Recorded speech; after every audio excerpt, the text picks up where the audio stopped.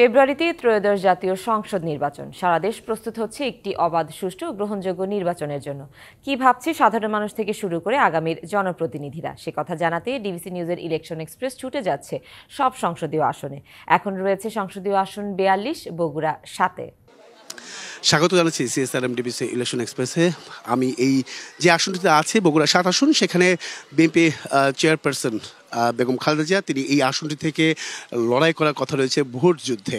সেই বিষয় জানাতে আমাদের সঙ্গে যুক্ত আছেন বিএনপি চেয়ারপারসনের উপদেষ্টা। কথা বলবো, জানার চেষ্টা করবো আগামী নির্বাচনে এই আসনটি নিয়ে তাদের ভাবনাটা কি। স্বাগত আপনাকে সিএসআরএম ডিবিসি ইলেকশন এক্সপ্রেসে। কাকে এই আসনটিতে আসলে দেখতে চান? যেহেতু আমরা জানি বিএনপি চেয়ারপারসন বেগম খালেদা জিয়া তিনি ২০৯১ সাল থেকে তিনি নির্বাচন করে আসছেন, এবারটা আসলে কি চাচ্ছেন আপনারা? এই আসনটি ২০০৭ সালের থেকেই চিহ্নিত হয়েছে, এটা তারেক রহমানের আসন। তো এবার নিশ্চিন্তে তারেক রহমান এই বগুড়া ৭ আসন থেকে উনি নির্বাচন করবেন, এর মধ্যে কোনো ভুল নাই। ইতিমধ্যেই আমার সঙ্গে সাক্ষাৎ করে তার সঙ্গে আমার কথা হয়েছে এবং দেশমাতা বেগম খালেদা জিয়ার সঙ্গেও আমার সাক্ষাতে কথা হয়েছে। খালেদা জিয়া বগুড়া ৬ এবং এইখানে বগুড়া তারেক রহমান বগুড়া ৭-এ, এটাই আমাদের চাওয়া এবং তারা রাজি আছেন। সেক্ষেত্রে আরেকটা যে বিষয়টা জানতে চাচ্ছিলাম যে তারেক রহমান দীর্ঘ ১৭ বছর পর গণমাধ্যমে এসে তিনি গণমাধ্যমের সামনে এসেছেন, বক্তব্য দিয়েছেন, নেতাকর্মী দেশবাসীর জন্য প্রত্যেকের উদ্দেশ্যে তিনি বক্তব্য দিয়েছেন। সেই বক্তব্যটা, সেই বার্তাটা আসলে কি পৌঁছে দিচ্ছে বা আপনাদের দিক নির্দেশনা কি দিয়েছে সে বিষয়টা যদি। তারেক রহমান দীর্ঘদিন থেকেই উনি গণমাধ্যমে কথা বলছেন, কিন্তু উনি সাক্ষাৎকার কখনো দেন নাই। এই সাক্ষাৎকারটাই প্রথম, ডে বিফোর ইয়েস্টারডে উনি প্রথম এই সাক্ষাৎকারটা দিলেন। গণমাধ্যমে বক্তৃতা এবং ওনার গণমাধ্যমে ওনার বক্তৃতাগুলো বাধাগ্রস্ত করার জন্য কোর্টে আইন করা হয়েছে, পুলিশ আইন দিয়ে বিভিন্নভাবে তার এই বক্তব্য প্রচারের বাধা দেওয়া হয়েছিল। এ সত্ত্বেও ওনার বক্তব্য আমরা বিভিন্ন গ্রামে গঞ্জে গিয়ে তার বক্তব্য মানুষজনকে শুনেছি। একই রকমভাবে কালকে ওনার নিজের ভাবে আপনারা কতটা শক্তিশালী হয়েছেন বা উজ্জীবিত হয়েছেন তার বার্তার মাধ্যমে? আমি মনে করি একে তো আপনার গত ৫ তারিখের পরে আমরা সাংগঠনিকভাবে অনেক শক্তিশালী এবং ওনাকে নিয়ে যে ধূম্র জালের বিভিন্ন আমাদের বিরোধী শিবির থেকে যে প্রচারণা বিভিন্ন ধরনের, তার আসা না আসা, তার নির্বাচন করা না করা, এগুলো নিয়ে একটা ধূম্র জাল, অনেক সময় অনেক নেতাকর্মীর মনে একটা ধোঁকা ছিল। তো গত পরশু দিনের ওনার স্টেটমেন্টে এটা ক্লিয়ার হয়ে গেছে এবং এই বার্তা আমাদের মুখে প্রচার করার আগেই তার ওই সাক্ষাৎকার এদেশের গ্রামের প্রত্যেকটা আমি বলবো জনগণ অলরেডি শুনে ফেলেছে। তারা আরো উল্টা আমাকে জিজ্ঞেস করে, শুনছো নাকি বাবা, তারা কি করলো, এরকম। আরেকটি বিষয় যেটা হচ্ছে যে তিনি তো বলে দিয়েছেন যে নির্বাচন করবেন তিনি, দেশে ফিরবেন তিনি। সেই উপলক্ষে আপনারা কতটা প্রস্তুত রয়েছেন বা এই আসনটিতে কতটা প্রস্তুত রয়েছেন সাংগঠনিকভাবে আপনারা সব দিক থেকে? এটা সাংগঠনিকভাবে আমাদের তো গ্রাম, ওয়ার্ড, ইউনিয়ন, থানার কমিটি, একদম 20 একটা কমিটি এখানে আছে এবং আমরা নির্বাচনের আগে বহুবার করেছি। প্রধানমন্ত্রী দেশমাতা বেগম খালেদা জিয়ার নির্বাচন আমরা কয়েকবার করি, 4বার করেছি এবং 8বার নির্বাচন করেছি। 4বার উনি করেছেন, তা ছেড়ে দিয়েছেন, 3বার আমাকে করতে হয়েছে। এটা আমার নেতাকর্মী সবাই এক্সপার্ট কীভাবে জাতীয় সংসদ নির্বাচন করতে হয়। তো এটা তারেক রহমানকে নিয়ে আমরা 2007 সালে নির্বাচন করেছি, আপনারা মনে আছে কিনা? 2007 সালে উনি গাবতলী থেকে দাঁড়ালেন, মনোনয়নপত্র দাখিল করে উনি চলে গেলেন।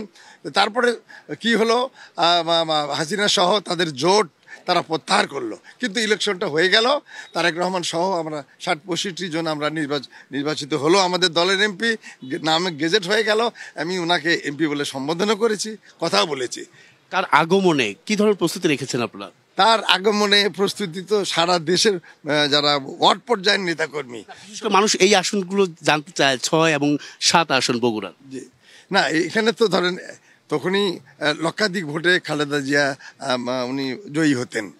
তারেক রহমান আমার তো মনে হয় উনি ভোটে দাঁড়ালে এটার ব্যবধান আরও, ভোটার সংখ্যা বাড়ছে, আরও অনেক বেশি ব্যবধানে উনি জিতবেন নিশ্চিন্ত, এর মধ্যে কোনো ভুল নাই।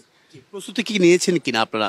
প্রস্তুতি না, গ্রামে গঞ্জে মানুষকে জানানো যে তারেক রহমান, আমি তো প্রথম দিন থেকে 6 তারিখ থেকে আমি ঘোষণা দিচ্ছি, তারেক রহমান এখান থেকে দাঁড়াবেন, খালেদা জিয়া বগুড়া 6 থেকে। হ্যাঁ, দেশে ফিরবেন অবশ্যই। তো এইটা কথাটা প্রথমে আমি বলেছি, তারপরে মহাসচিব বলেছে, আপনারা শুনেছেন কিনা, মহাসচিব বলেছেন ম্যাডাম নির্বাচন করবেন, তারেক রহমান নির্বাচন করবেন।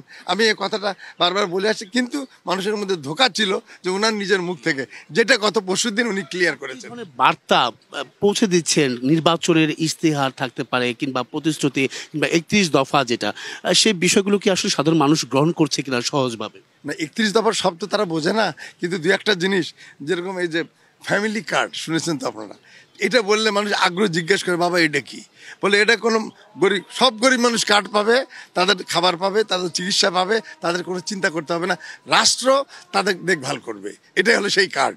তো এতে তো তারা ধরেন এটা খুব আনন্দিত। এটা কি সম্ভব? এটা কি হবে? আমি তারেক রহমান আসলেই হবে। আরেকটা বিষয় যে সনাতন ধর্মাবলম্বী যারা আছেন তাদের ভোটগুলো আপনারা কিভাবে নিতে পারবেন বা কিভাবে বোঝাচ্ছেন তাদের দ্বারে গিয়ে তারা কি চাইছেন? আপনার এবার এই পূজায় আমি তো আপনার 42 মণ্ডপ দেখেছি। এখানে সব জায়গাতেই আমার বক্তৃতা এরকম ছিল যে, একটু সংক্ষিপ্ত করে বলবেন, সময় সংক্ষিপ্ত। বক্তৃতা ছিল যে তারা যে 16 বছর নির্যাতিত হয়েছে, তারা এটাকে স্বীকার করেছে যে আপনারা মুখ খোলেন না, কিন্তু আমি জানি নির্যাতিত হয়েছেন, সঠিক কিনা? বলে হ্যাঁ সঠিক। তাই আমি বলেছি এই নির্যাতন আর এই দেশে থাকবে না। সামনে ধানের শীষে ভোট দেবেন, তারেক রহমান প্রধানমন্ত্রী হবেন, খালেদা জিয়া রাষ্ট্রপতি হবেন, ওই দুঃশাসন আর থাকবে না। এবং আপনারা যে যা নির্যাতিত হয়েছেন, সম্পত্তি হারিয়েছেন, মামলা করুন, আমরা সেবা দেব, আপনারা সেই সম্পত্তি ফেরত দেব, এ কথা বলে এসছি। কাজে এই হিন্দু সম্প্রদায়ের ভোট আমরা 98% পাবো, আমি শিওর এই এলাকায়। অসংখ্য ধন্যবাদ আপনাকে আমাদের সঙ্গে, আপনি এতক্ষণ যুক্ত ছিলেন। পরবর্তী সংবাদ দুপুর 2টায় থাকছে ভিন্ন কোনো রাজনৈতিক দলের তৃণমূল পর্যায়ের নেতাকর্মীরা কি ভাবছেন আগামী নির্বাচনকে কেন্দ্র করে, সেসব বিষয়ে সঙ্গে থাকুন CSRM BBC ইলেকশন এক্সপ্রেসে।